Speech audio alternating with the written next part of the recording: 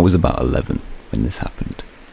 My older cousin Daniel, aged 13, and I were playing hide and seek outside of my grandmother's yard. She owned a large farm in Tennessee, just over 1,000 acres. I grew up there my entire life, and so did Daniel, so it was nothing for us to wander off and play in areas that probably weren't very safe for the average kid, but we knew the property like the back of our hand. It just so happened that the day before this occurred, a lot of trees were cut down to make room for a new mobile home by the roadside that she intended to rent for our extra income. Daniel and I naturally gravitated towards this new unfamiliar landscape to play because it was something new to explore. All of the trees had been stripped off their branches and placed into logging trucks and hauled off. The branches, however, were all piled in a tangled mess about 50 feet wide and 12 to 15 feet tall. They were packed so densely that you couldn't see through them from one side to the other. It was during about the half-hour mark, when it was my turn to find Daniel, that I began to suspect that he was hiding in the woods, deeper than our stated rules allowed. I remember calling his name for several minutes and hearing nothing but a quiet giggle coming from the woods. I was in the newly cut clearing, looking into the woods and getting more upset by the minute.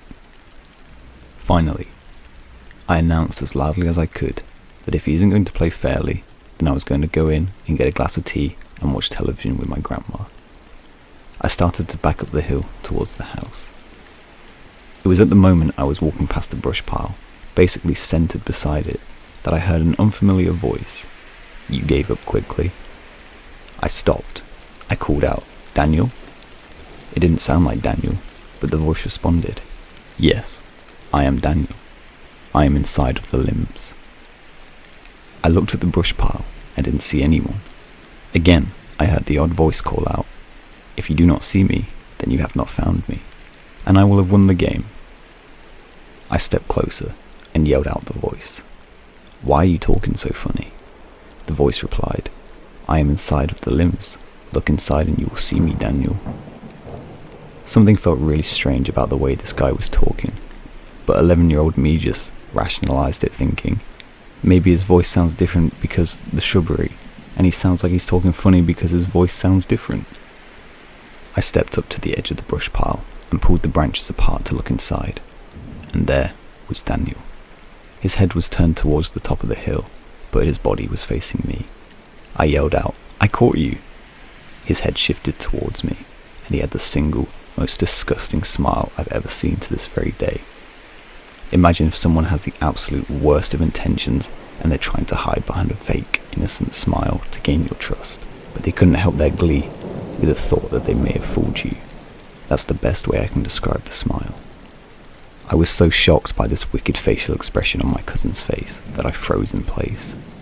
The hairs on my neck and arms all raised, and I could suddenly feel my blood running through my body like the temperature had dropped inside my veins. I stammered through my words. How did you get in there?" He responded, "I fell into the inside of the limbs, cousin. I will need you to give me help, or I will continue to be trapped." I didn't notice this time how oddly he phrased his sentences, and it only occurred to me afterwards that his lips were not moving when he spoke. He never changed his face from the twisted, unnerving smile. I didn't immediately notice any of these things because I was too distracted by the large stick that was plunged deeply into the side of his neck. I noticed in that moment that he had a slow, steady, trickling stream of blood flowing from the $half size stick in his neck and down across his right shoulder and down his chest. That was enough to jolt my feet awake, and before my brain realized I was trying to run, I was already halfway up the hill to my grandmother's house. When I burst through the door to my grandmother's living room, Daniel was curled up in a ball on the couch and crying hysterically. My grandmother was sitting beside him, trying her best to get him to explain what was wrong, but all he would say is that there was a little boy in the woods who tagged him when he was hiding, and he thought it wasn't really me. He wouldn't say anything else. I was crying and shaken up by this point, and told my grandmother what I had seen. She made both of us some lunch, and then called my uncle to come pick Daniel up. I stayed at my grandmother's house that night, and I bet she asked me what happened 100 times.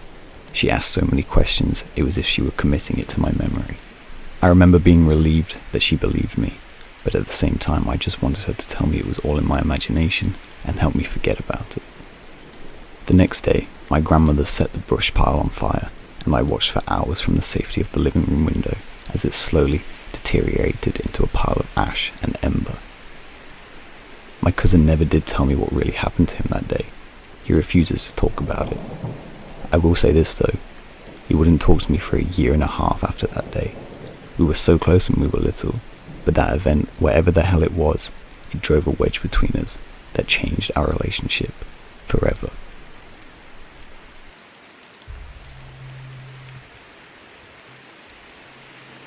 So last Friday, I, 25 female, had a little time to kill before picking my kids up from school. It was a gorgeous day, so I decided to spend some time cruising some back roads in my hometown, listening to some music. I passed this guy with his thumb out trying to catch a ride, and I almost picked this guy up. He looked to be about late 30s, early 40s, carrying a fishing pole and a backpack. Pretty innocent looking, I guess. But see, I'm a lone female, and I've been taught with hundreds of hitchhiker gone wrong stories that you just keep driving. So I kept driving, and as I'm driving, I'm having this internal dialogue of guilt about my decision not to pick up this guy. You know, if I was hitchhiking, I'd hope someone would pick me up, and I mean, really, what's the worst that could happen? That, mixed with my new self-improvement goal of doing the things that scare me as often as possible, led me to the conclusion that if when I looped back around and he was still walking, I would pick him up. Sure enough, about 10 minutes later, he was still there. I was feeling a little nervous pulling over getting him, but what was I going to do? Peel out while he was trying to get in my vehicle? As soon as he gets in, I realise I've probably made a horrible mistake. 1, because he seemed like he was tweaking balls and smelled god-awful. 2, because this dude was looking at me like I was a feast and he was starved. I didn't realise exactly how rattled I was with my decision until he asked me for a smoke, and my hands were shaking so bad I barely pulled one out of my pack without breaking it. Driving made it easier to hide my nerves, but I was internally freaking out and trying to decide how I would beat this guy's ass if he tried anything. His name is Wayne, and he lives about 5 minutes from where I picked him up. Meanwhile, he's telling me how he lost his license due to DUIs, and he's living in this house with an old man. He tried to get him to come with him, but he didn't want to come home, etc. He's also trying to talk me into hanging out at said house with him and come over and drink with him the next day. When I finally get him to his destination, it's a little shack-like thing, surrounded by all these junk cars and rubbish. He gets out and is still trying to get me to come inside with him. I tell him no and leave. I'm feeling really relieved and a little proud that I faced a fear of mine. Fast forward to Monday. My instructor says, damn, apparently someone got murdered down the road I was driving on. Do you know anyone down that way? I say. Wow, you know that's really ironic. I took a hitchhiker down that road Friday. His name was Wayne, I think. Probably wasn't 15 minutes later when I see old Wayne's picture on Facebook, saying the TBI has picked him up for stabbing someone to death at that very house I dropped him off at Friday. Graphic information of how he stabbed him in the lungs and the victim bled out in the little shack. And for the old man he was living with, never even existed. I swear I will never pick up another hitchhiker in my life.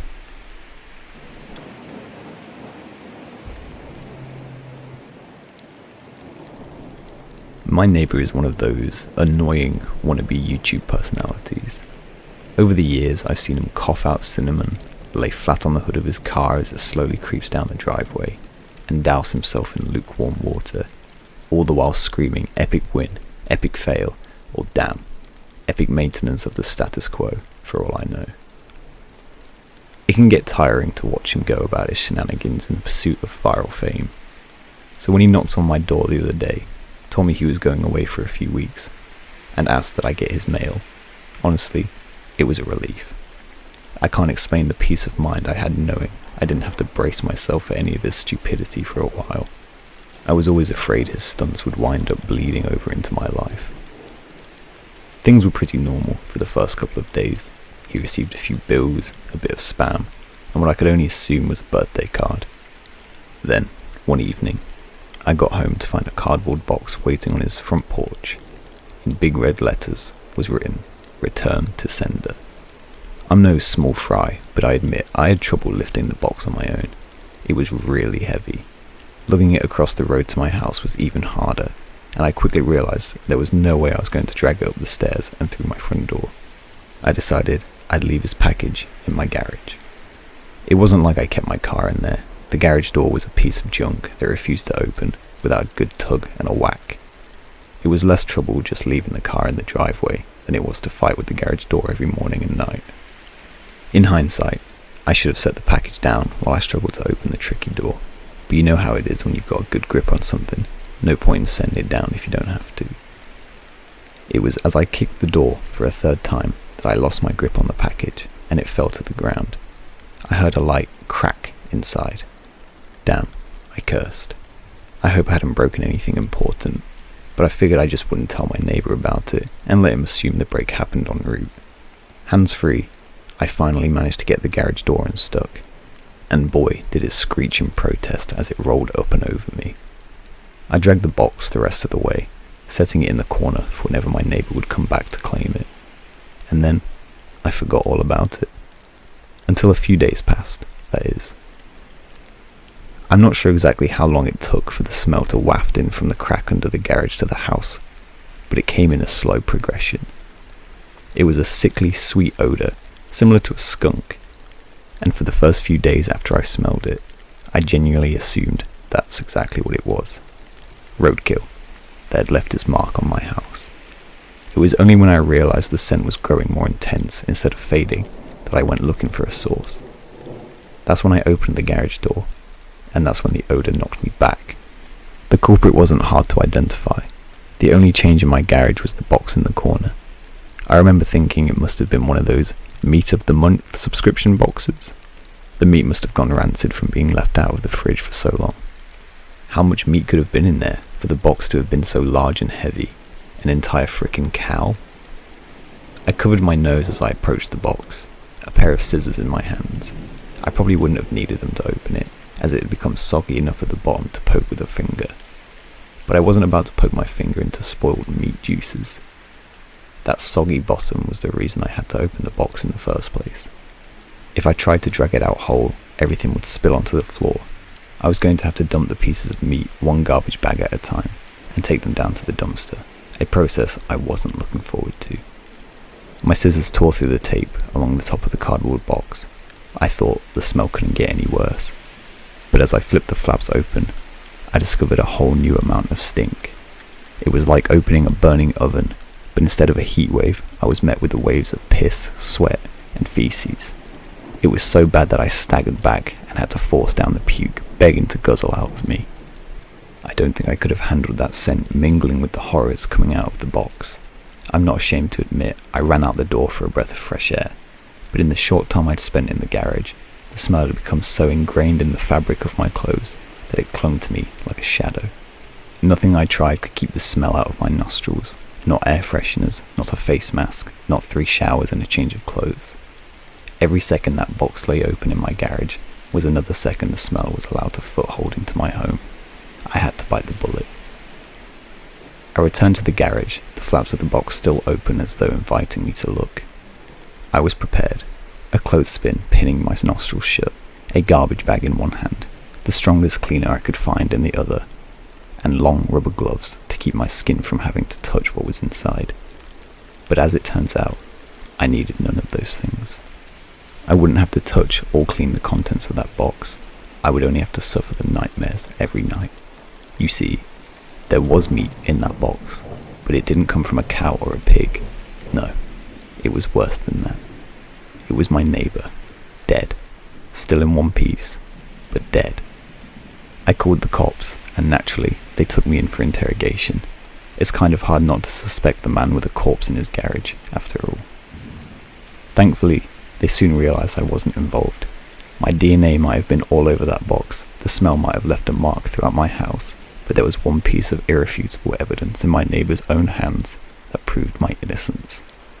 A vlogging camera. They showed me the footage only once.